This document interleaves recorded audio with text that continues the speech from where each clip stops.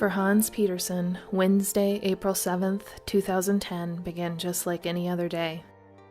He said goodbye to his roommate and headed off to work as a junior solar installer.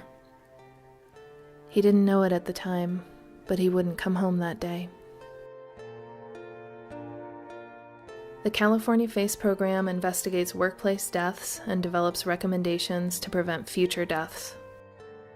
We made this video to honor Hans's memory and to help prevent tragedies like this from happening again.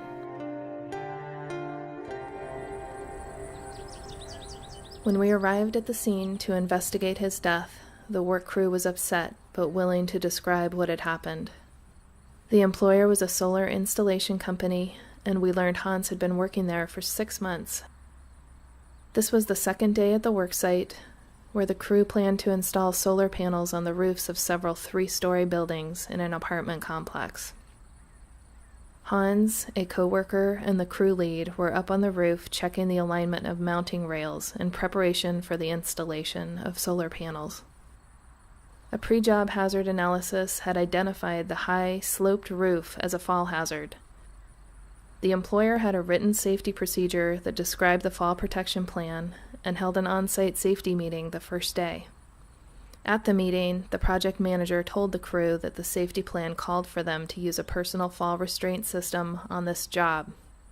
However, at the time of the incident, none of the 3-man crew was wearing personal fall protection equipment, and there were no anchor points, guardrails, or safety nets in place.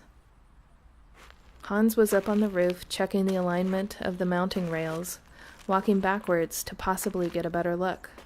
His coworkers heard him say something, and then noticed he was no longer on the roof. Hans had stepped backwards off the edge of the roof and had fallen 45 feet to his death.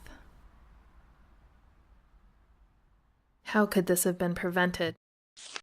Employers should ensure that workers use approved personal fall arrest or personal fall restraint systems when working on roofs at height, that have a steep slope, or have other fall hazards. Hans fell from a roof that was 45 feet high and had a 37-degree slope.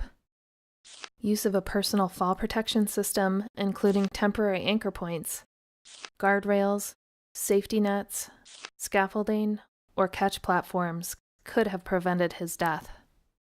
To ensure safety procedures are followed and fall protection is worn, a trained, competent person should perform safety inspections of the job site to check that appropriate fall protection is available and being used.